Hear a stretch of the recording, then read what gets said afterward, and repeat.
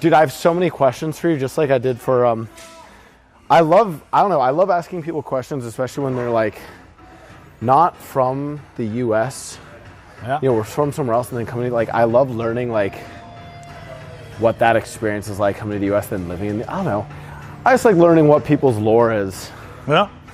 How long have you been in the U.S. now? So we moved there almost exactly a year ago, last August.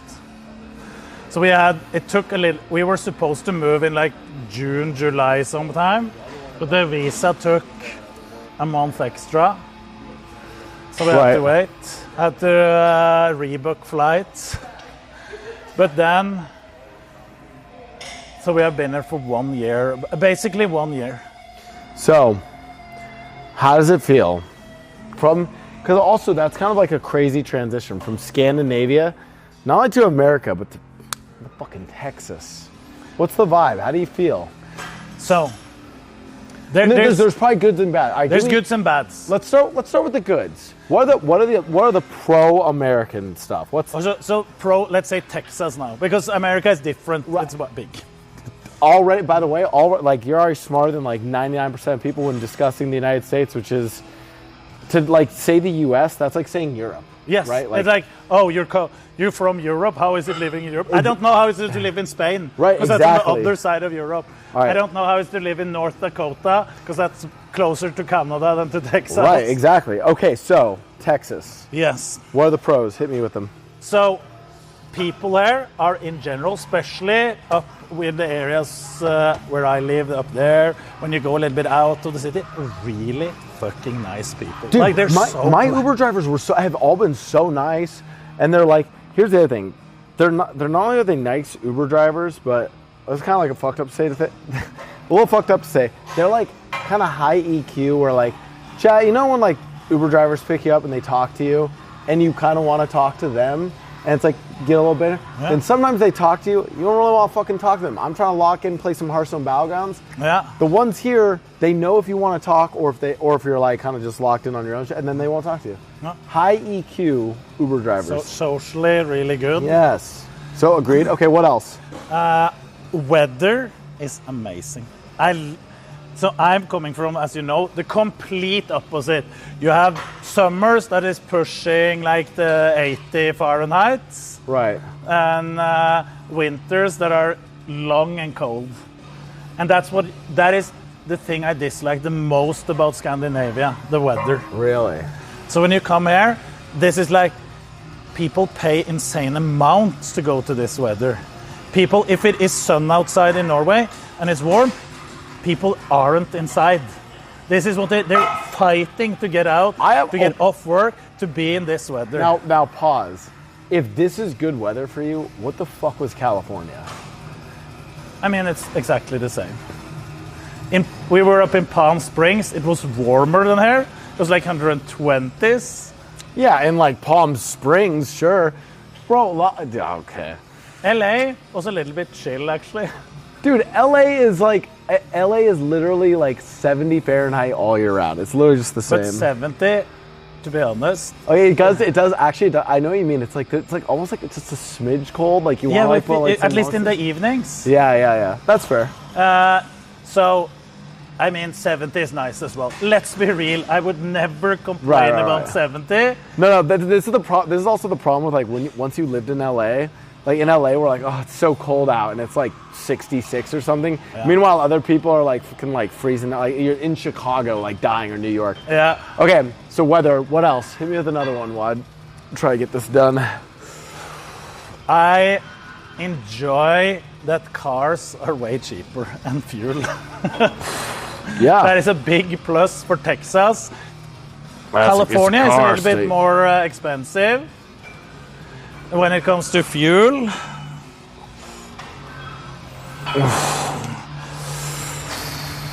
what else is good? Let me think. It's good that it is.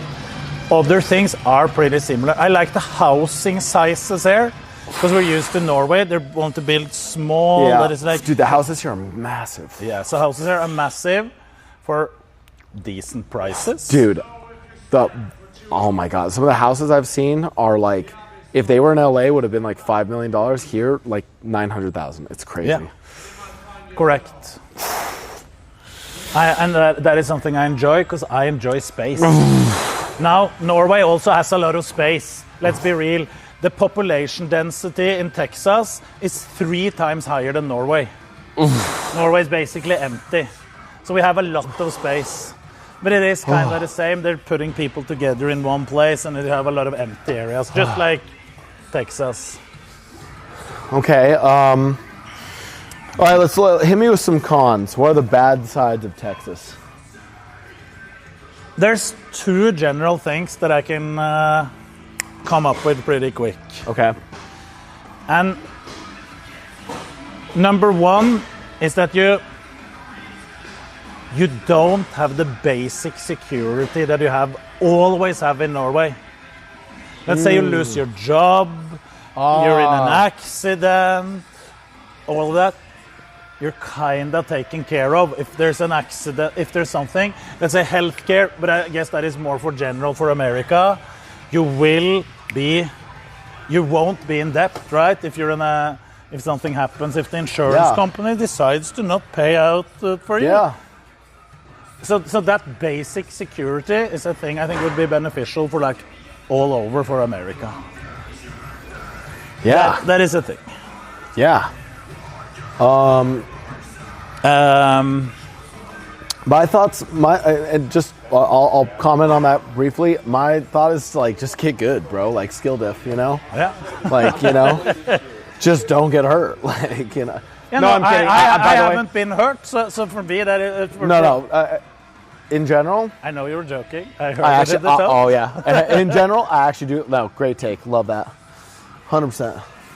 I mean, the other thing is like, I actually think the United States had arguably one of the like more interesting like security nets that was developed, which was Social Security. But we also have to remember, like, dude, that was developed in the 1930s, right, chat? We're coming up on 100 years of like. I think one of the biggest frustrations is like we don't do a good job of like updating systems. No. And thinking about refreshed ways, like Social Security itself should be refreshed. But so Norway, I think, if you compare to Norway, I think Norway has pushed things a little bit too far in the socialist direction, while America is too far in the other direction. So what I mean about that is it's so easy to take advantage of it in Norway. While the United States, there's basically, you can be in debt, right? Which I don't think people should be. So there's some good middle ways there. And living in both parts of the world, you get a perspective that I think there's a good solution that could be a middle ground somewhere. Exactly where it would land, I don't have the perfect solution. Well, that's why you're also you're a really interesting person to talk to in that regard, because you've gotten to live in both those experiences.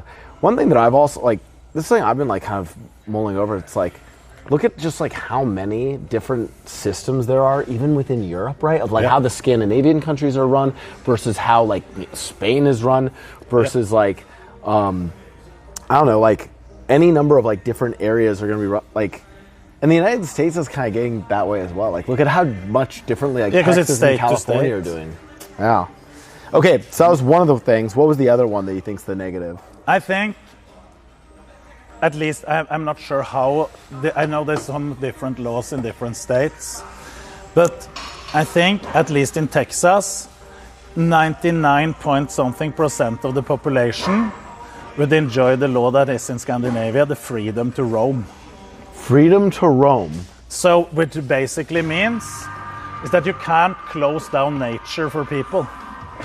Oh, wait, that's really interesting. As in you can't, you're trespassing here, or yeah. Ooh. And we're not talking where people live. Now we're talking nature. Right. You can't go on a field to a farmer. You can't go where it's like a locked area where there's animals. Right. We're talking the nature. But it gets a little tricky because some of that's national parks, or some of that's are ranch areas. It isn't tricky. Everything is available for the public. Interesting. That's how it is. And every time I mention it and people talk against it, they're talking against it like, oh my God, this will be insane issues. It will be homeless people running in my forest. It will be a homeless camp. Yeah, Chet, you're acting like homeless people are going to want to live in the fucking forest. No, they're gonna. That's like the yeah. No, I actually don't think it would be. I actually think the only people who are really going to use it are a bunch of fucking nature people who want to go out into the like. Probably no one's going to use it. There's a reason everyone's in cities and not running around nature. It's fucking rattlesnakes out there that lives there. That's the only animals. And to add in, the law doesn't mean that you can set up a camp and live there. That isn't allowed. You can't permanently live wherever you want, no matter if you can walk through a forest. Doesn't mean that you can set up a camp and live there. That is still not allowed. Yeah, but being able to roam through, you know what? W take. I would like that, especially for a big state like Texas. I think and you can't walk up to people where it is developed.